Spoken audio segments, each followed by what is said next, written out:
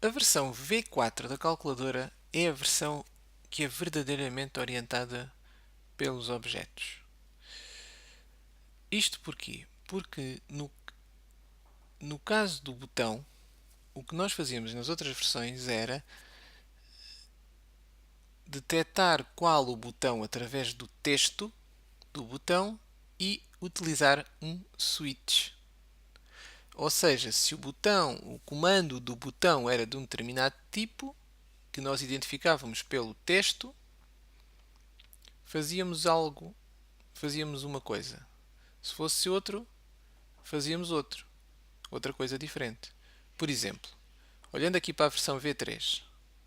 Na versão V3, temos aqui o nosso switch, em que se o comando é de uma avaliação da expressão, temos um case e executamos um comando. Se o comando for outro, quer fazer um reset, fazemos outro. Portanto, estamos em cada momento, embora neste caso seja só este momento, a executar comandos diferentes conforme o tipo de comando associado ao botão.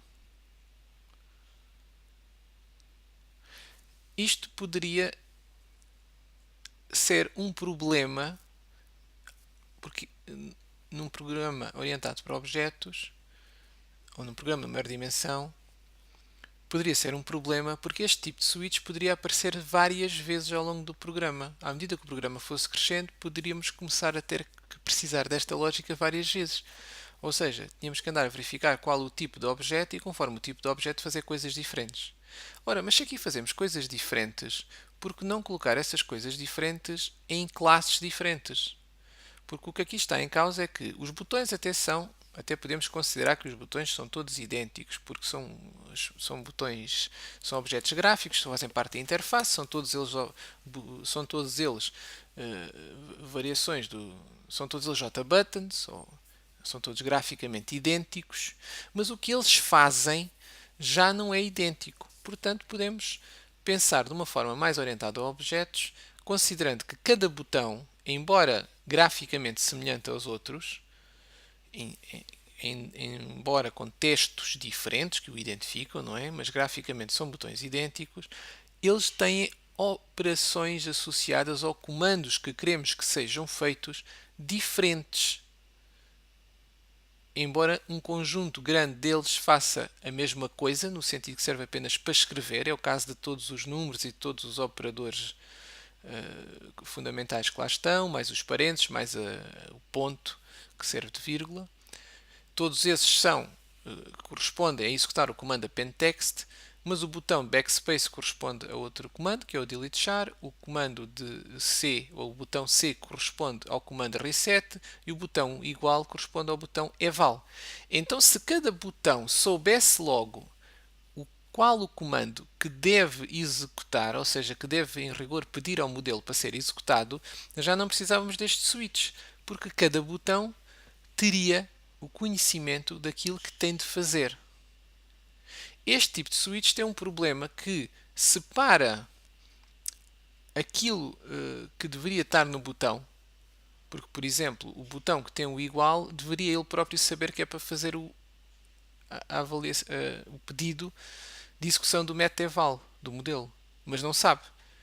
Ele apenas tem lá o igual e quem sabe que é para fazer o eval é este método switch. O que quer dizer que se tivéssemos que fazer isso em mais sítios, teríamos que reproduzir estes switches.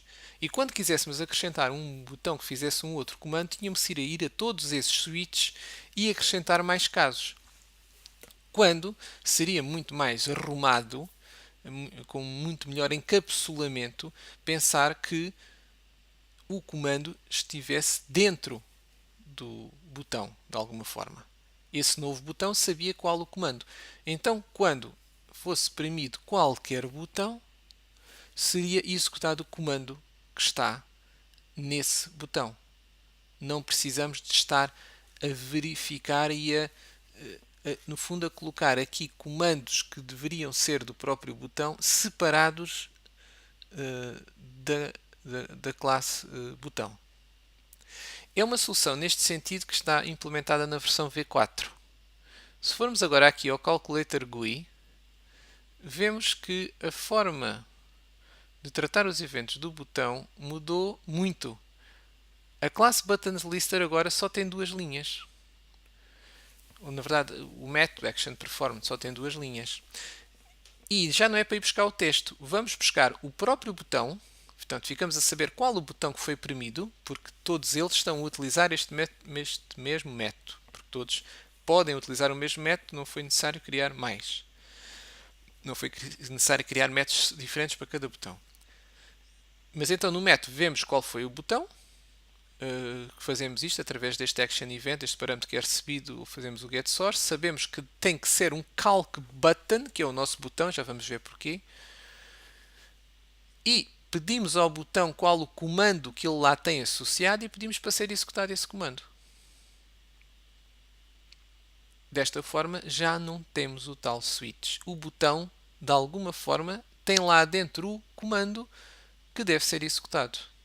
E esta é a diferença fundamental. Como é que isto é feito? Isto é feito complicando um pouco a criação do botão, mas importa notar que isto é algo que é feito uma única vez. Enquanto que este switch que tínhamos aqui, embora também estivesse só uma vez, tinha o problema de ser algo dinâmico que poderíamos querer, à medida que o programa crescesse, querer fazer em mais sítios. E começávamos a ter o programa cheio de switches daqueles que andavam sempre a verificar o que é que tínhamos que fazer para decidir. Desta forma está decidido. Se quisermos acrescentar mais um botão, este código já não tem de ser alterado. Só temos mesmo de alterar naturalmente o código que coloca lá o botão. E esse código que coloca lá o botão, agora, em vez de ser simplesmente um array de strings, é um array de comandos de calculadora. E o que é que são os comandos de calculadora? São objetos que têm a referência do modelo, embora em rigor poderiam não ter, mas neste caso, por razões de simplificação, talvez neste caso colocamos aqui o modelo da calculadora e o mesmo texto que colocávamos antes. A diferença é que o nosso array agora é um array de comandos de calculadora, já não é um array de strings. E há um conjunto de objetos que são comandos de calculadora, nomeadamente o expression char, o delete char, o reset e o eval. São esses que aparecem agora aqui do lado do modelo. Além da calculator, apareceu o calc command, que é o quê? É uma classe abstrata que tem a referência da calculadora e tem o texto. Tem um texto associado. E, além disso, temos um conjunto de classes que herdam desta classe calcCommand, que é uma classe abstrata. Uma classe abstrata é algo a meio caminho entre uma interface e uma classe, como já vimos. Portanto, é uma classe que tem, de facto, atributos e, portanto, tem tipicamente construtores, mas depois tem métodos. Normalmente tem pelo menos um método abstrato, embora não seja obrigatório, normalmente tem. E é esse método que surge aqui. Só para se verificar que podia de facto não ter nenhum método abstrato, ele não se queixava por isso, mas normalmente tem. Ou seja, se a classe é abstrata, há normalmente coisas que queremos que os seus objetos, os objetos que herdam dela, façam, que a nível da classe abstrata não sabemos o que é que havíamos de fazer. É o que acontece aqui com o execute. Um comando genérico de calculadora, nós não sabemos exatamente o que é que isso corresponde em termos de ação, né, de comportamento, o que é que queremos que ele faça. Mas para cada um deles sabemos. Por exemplo, sabemos que para o eval, o execute é chamar o método eval. Ou que para o expression char é chamar o append text.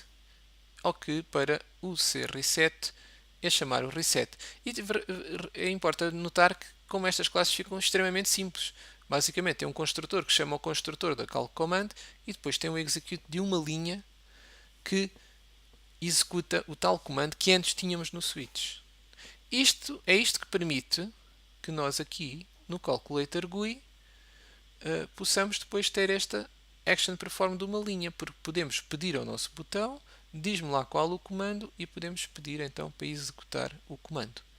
Isso é feito porque quando criamos os botões,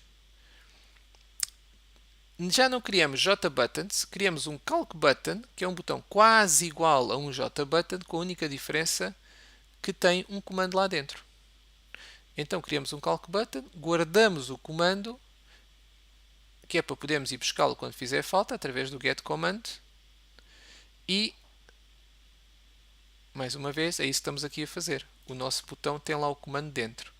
Então aqui estamos a criar Calc Buttons, acrescentamos o nosso Calc Button, porque ele também é um JButton, portanto continua a ser possível fazer com ele o que fazíamos com o JButton, ao painel, e adicionamos o Listener, tal como fazíamos antes, ao nosso Calc Button. A diferença é que o nosso Calc Button tem lá dentro um destes objetos e então, quando for premido, nós podemos lhe pedir qual o comando e executá-lo sem termos de fazer o tal switch. E em resumo, é esta a diferença da versão V4 para a versão V3.